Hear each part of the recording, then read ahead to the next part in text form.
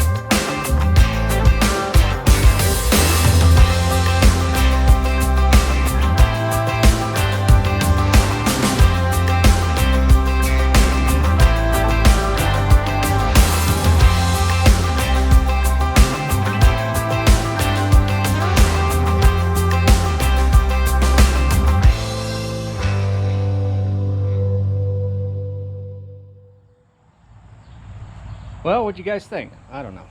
So that was like 4.5, 5 hours to do that. Just fed these guys and they're mowing it down. We've upped their food quite a bit.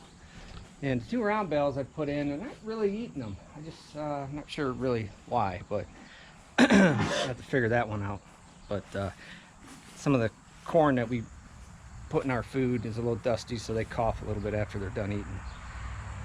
But yeah, this thing, this was a chore, that was for sure. Definitely a chore. You know, we spread it on our back field, so this year probably another 2 weeks, let that get rained on a couple times back there, and then we're gonna have the farmers down the road come in and re-drill in some Timothy alfalfa mix for the horses. Hopefully next year we'll have our standard 800 to 900 bales off that field, hopefully, but we'll see. We got a couple other fields we can get into now, so our hay count is up again. So Alright guys, I'm calling it quits tonight. So if you like the video, give me a thumbs up. And if you're not subscribed, please subscribe. I'll catch you guys later.